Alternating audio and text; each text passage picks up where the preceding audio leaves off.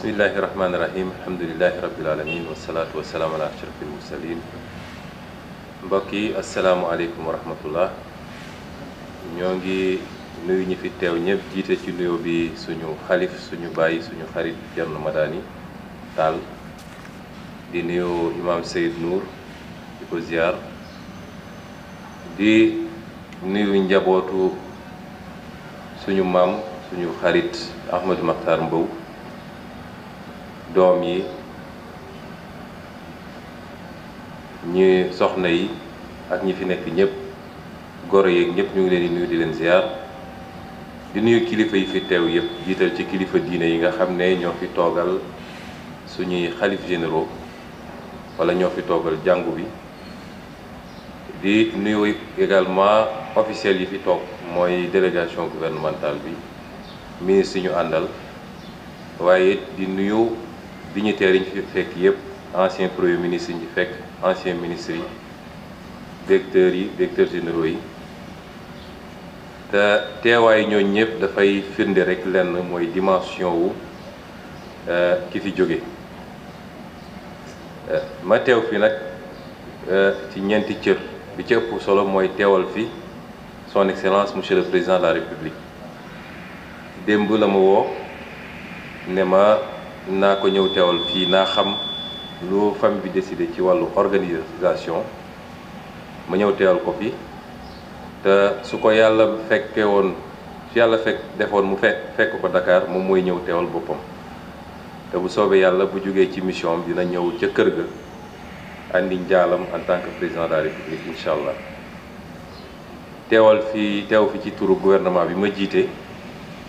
ndax Ahmadou Makhtar Mbow nitu gouvernement la ndax nekkoon na ministre kon xam na gouvernement xam na état teewe fiit ci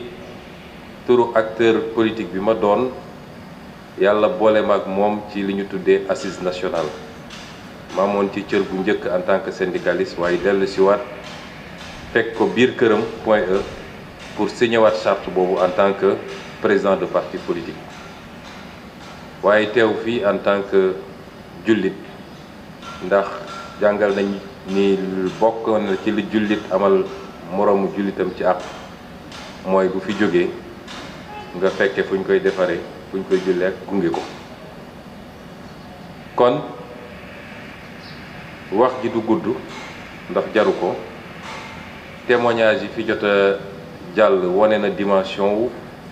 Ahmadou Makhtar Mbow wane na dimension wu étatique am ndax koo xam ne nekk nga député nekk nga ministre kenn waxatu la luy état te servir nga sa réew waaye témoignage yi wane na dimension scientifique am ak intellectuelle am wane na it dimension panafricaine am même su dee waxuñu ko ci témoignage yi ndax bokk na ci membre fondateur yi taxawaloon la fédération des étudiants africains noirs en France te loolu defu ci woon xàjj ak seen lépp lu fay woon africain rek boole la woon ko ci kuréel googu wane na it dimension internationale am ndax defe naa sudul ku njëkk ci ñu njëkk ci ay africain waxuma la sénégalais boo xam ne jiite na kuréel goo xam ne kuréelu àdduna wërgal këpp la bokk na li gën a may fit sénégalais yi ba tey organisation internationale boo jël dafa mel ni sénégalais yi ñoo fa ëpp moom li mu doon précurseur damay wax précurseur précoce bokk na ci li gën a may fit sénégalais yi kon jëmm ju mel noonu bu fi jógee perte bu rëy la ci Sénégal perte bu rëy la ci Afrique perte bu rëy la ci àdduna waaye nag yàlla mooy borom dogal te may na ko loo xam ne ñu ngi ñaan ñun ñëpp mu may ñu ko ndax dund na ci lim ci ay at loo xam ne néew na fii ci Sénégal nit dund ko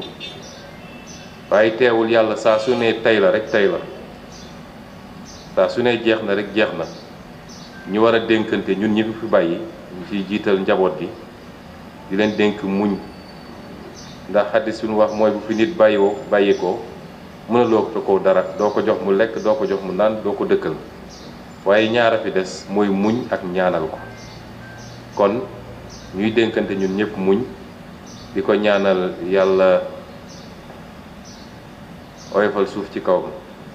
yàlla boole ko ci borom këru barzaq yu yaatu yi mu jàkkaarloog këram ci aljana yàlla yàggal sarax bi suñu loxo ñun ñëpp ñeex ko fayantu yàlla may ñu teg suñu tànk fi mu ko tegoon moom di daaneel ci wax ni ku mel nii dañ ko war a joxe référence au Sénégal et particulièrement à la jeunesse sénégalaise ndax koo xam ne bi mu demee ba ñëpp jàpp ni war naa moom boppam war naa noppalu ndax waxuma la retraite waaye weesu na largement l'âge de la retraite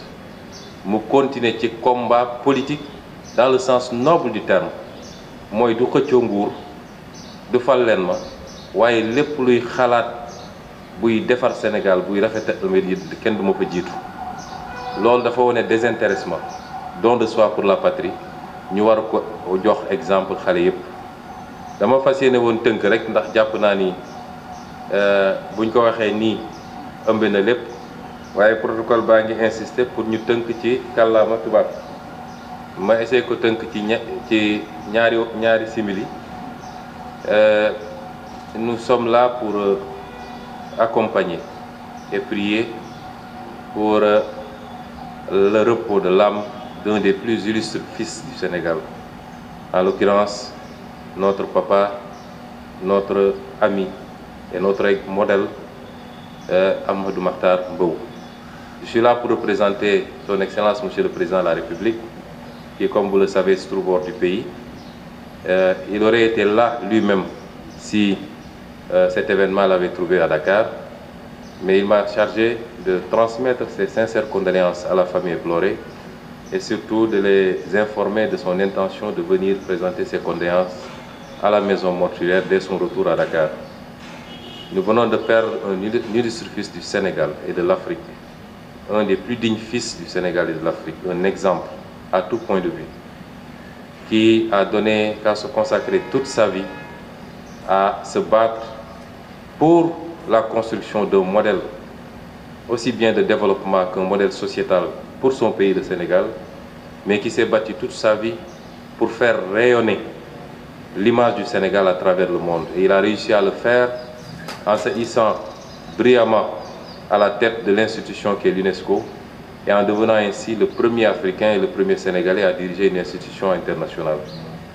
C'est cet homme que nous avons perdu, c'est une grosse perte. Nous ne pouvons que nous plier à la volonté divine, formuler les prières les plus ardentes pour le repos de son âme, pour qu'il soit parmi ceux que Dieu, dans sa miséricorde, accueille dans son paradis céleste, et nous associer à la famille pour partager la douleur qui est la vôtre, et surtout vous réitérer nos encouragements à subir cette épreuve qui découle de la volonté de Dieu, mais à la subir avec stoïcisme, avec endurance et surtout beaucoup prier, énormément prier pour le repos de l'âme du défunt.